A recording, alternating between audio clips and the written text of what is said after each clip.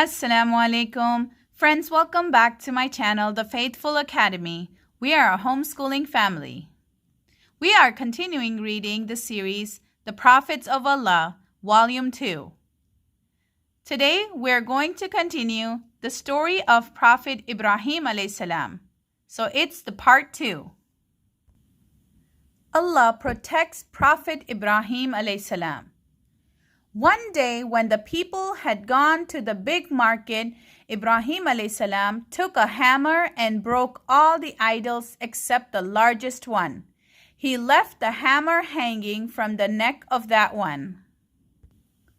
When the people returned, they cried, "Who has done this to our gods?" Someone yelled, "We heard the boy called Ibrahim alayhi salam talking bad about our idols." They thought he must have done this mischief. The angry crowd marched to Azar's house and found Ibrahim alayhi salam. The crowd screamed at Ibrahim alayhi salam, "Are you the one who has done this to our gods?"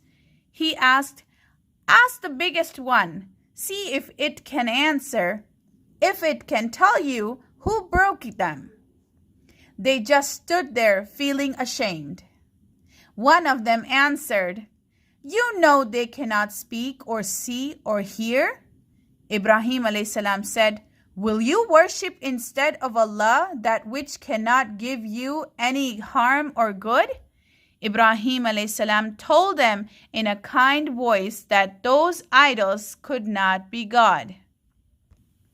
Nimrud and his priests became afraid that now the people might believe in the one Almighty God Ibrahim alayhi salam had told them about.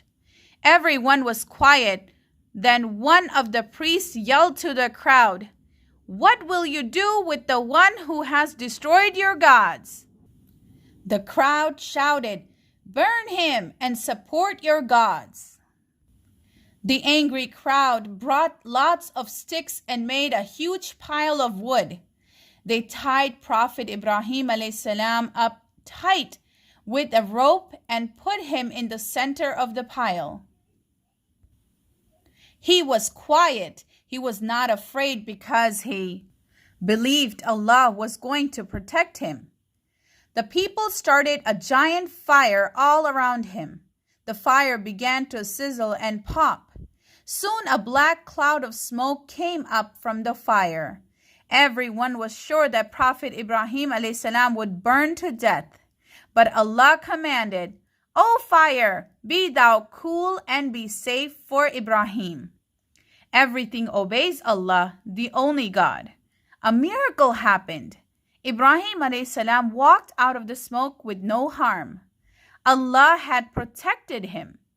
Even though the people had seen this great miracle, only a small number of them believed in the true God.